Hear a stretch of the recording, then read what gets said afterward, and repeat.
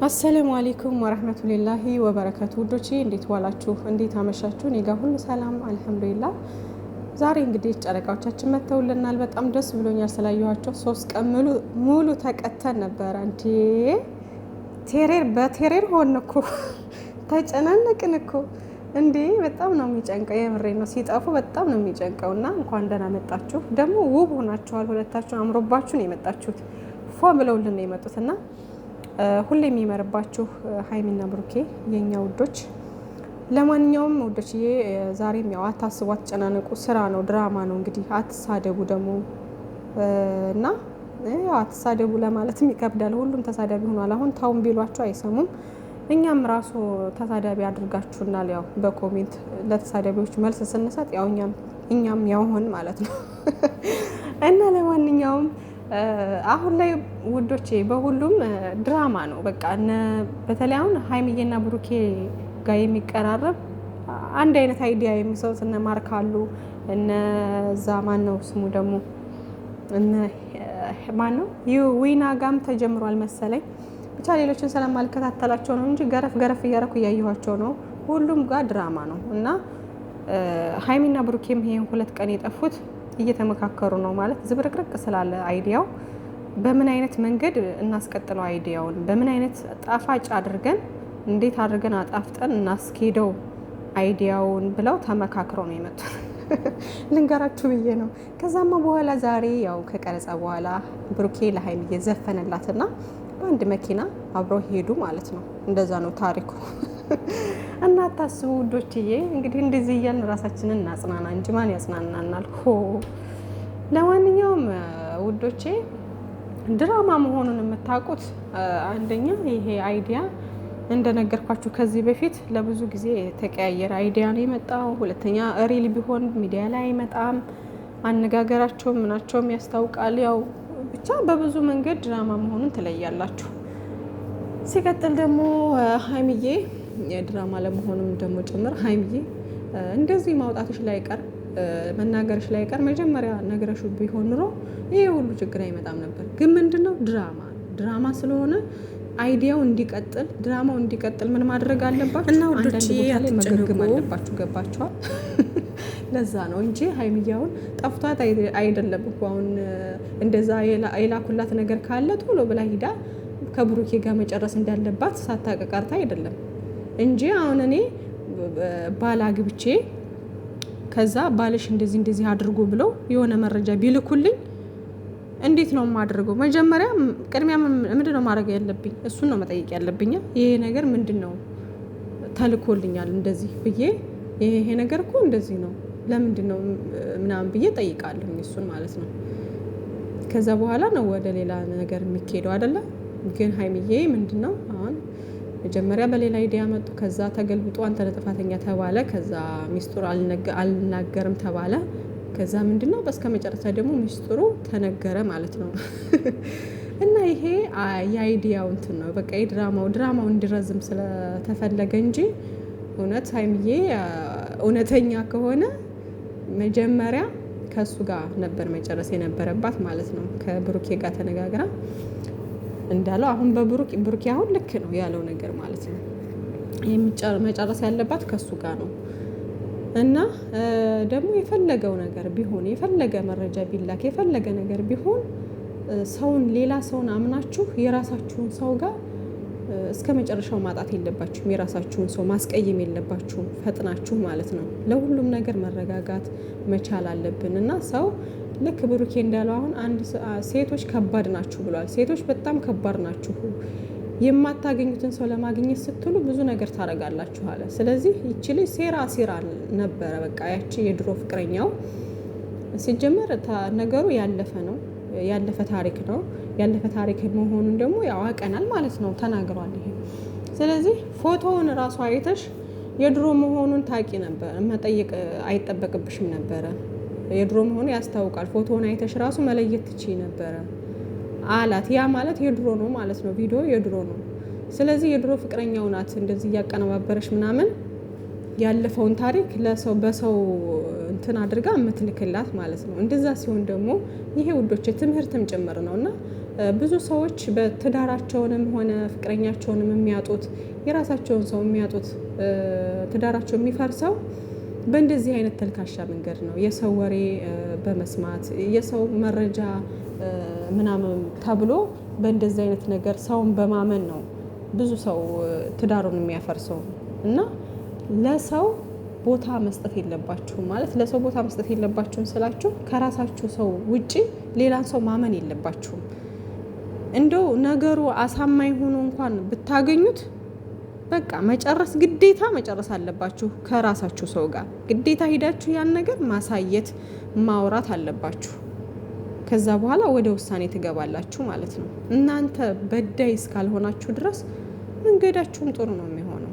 ግን ደግሞ በእንደዚህ ደግሞ የሰው ወሬ ሰምታችሁ ልጁ ምንም ነገር የራሳችሁ ሰው ምንም ነገር ሳያደርግ ንጹህ ሆኖ ሳለ ወይ ያለፈ ታሪክ ሆኖ ሳለ ትንሿን ነገር በንግግር የምትፈታውን ነገር በጣም አካብዳችሁ ምናምን ብዙ ነገር እንትን ካላችሁ በኋላ መጨረሻ ላይ ምንድነው ጸጸቱ ለእናንተ ነው የሚሆነው። ገባችኋ? ያ ልጅ ንጹህ እስከሆነ ድረስ ምንም አይመስለውም።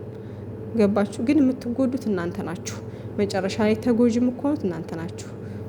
መጨረሻ ላይ የምትጸጸቱት እናንተ ናችሁ። ስለዚህ ነገሮችን ከማድረጋችን በፊት ቆም ብለን ማሰብ መቻል አለብን።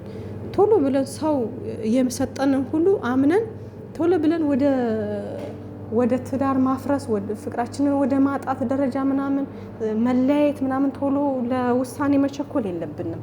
ነገሮችን ተረጋግተን ማሰብ መቻል አለብን። ከዛ በቃ የራሳችን የምንለው ሰው ጋር ቁጭ ብለን ማውራት መቻል አለብን። ልክ አሁን ብሩኬ አሁን መጀመሪያ ቅድሚያ ለኔ ነበረ መናገር የነበረብሽ። አሁን በብሩኬና በሀይሚ መሀል አሁን ምን ተፈጠረ መሰላችሁ? ድራማው ደግሞ ልክ እንዲቀጥል አሁንም ድራማው ምንድን ሆነ? ያ ልጅ አሁን መሀላቸው ገባችኋ? አሁን ያ ልጅ መሀላቸው ባይገባ ኑሮ ዛሬ ብሩኬ ትጠራዋለች፣ ይመጣል። ስለዚህ ነገር አስረዳኝ ትለዋለች። ያስረዳት ነበረ። ከዛ በኋላ ነገሩ ይፈታ ነበር ማለት ነው። አሁን ምን ሆነ? ብሩኬ ዛኔ ይቅርታ ሊጠይቅ ሲሄድ ያ ልጅን አገኘው። ስለዛ ልጅ ምንድነው ይሄ ልጅ ድንገት እኔ የማላቀው ልጅ ነው ድንገት እንዴት ቤትሽ አገኘሁት ሲላት አሞኝ ከመንገድ አመጣኝ አለችው።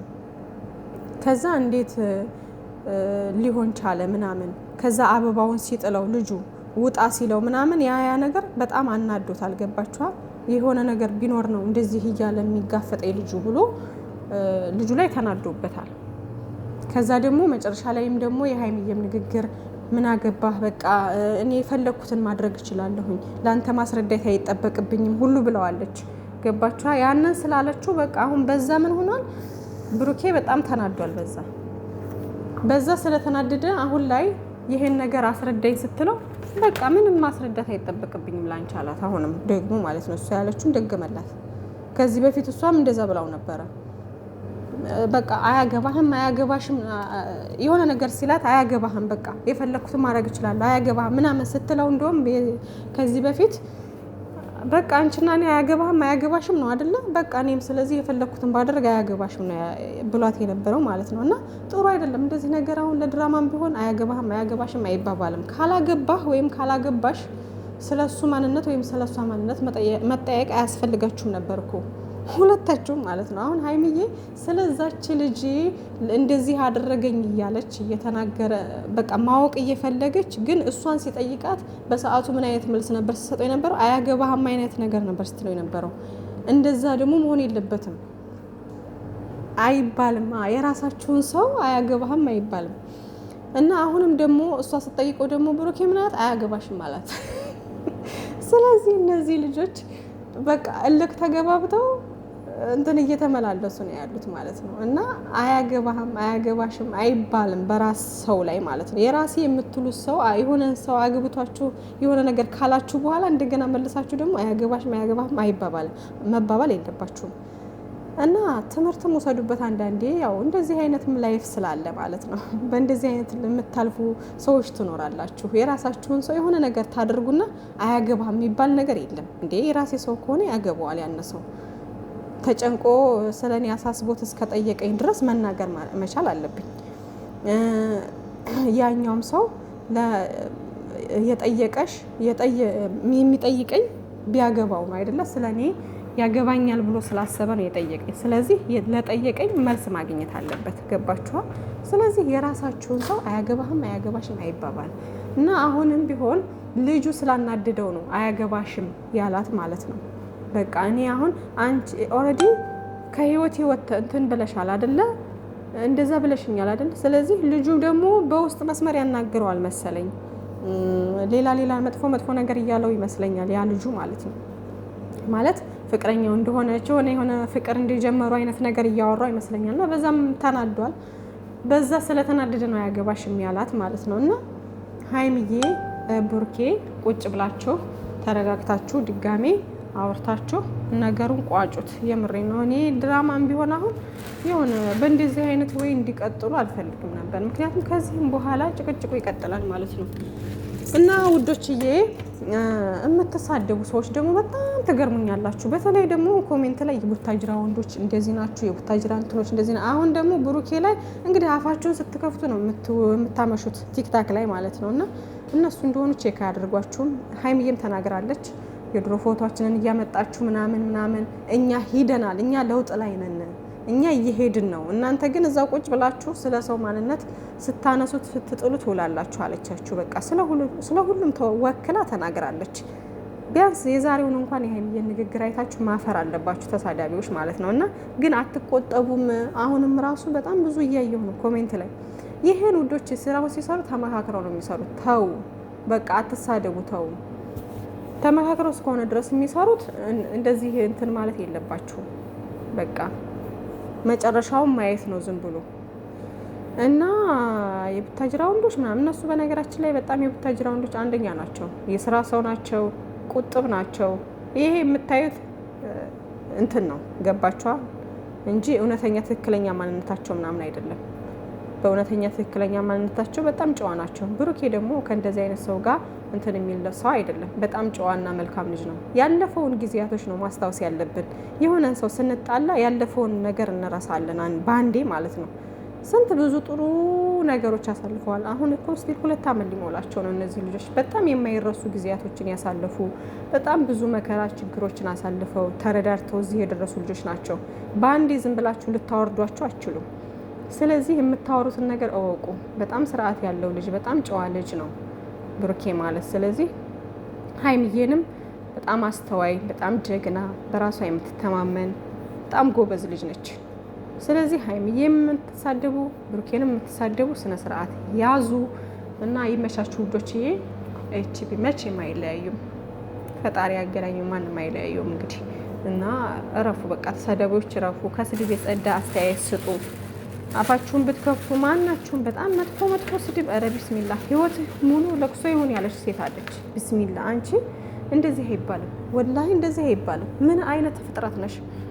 የምሬ ነው። ምን አይነት ፍጥረት ናችሁ? እንደዚህ አይነት ሰው እንደዚህ እያላችሁ የምትሳደቡ ማለት ነው። እና ፈጣሪ ልቦና ይስጥሽ፣ ወደ ራስሽ መልስሽ። እሱ ሰው ስላል አይደለም ፈጣሪ ሰው በሰው አፍ ቢሆን በሰው እንትን ቢሆን እነዚህ ልጆች እስካሁን ድረስ እዚህ ደረጃ አይደርሱም ነበር።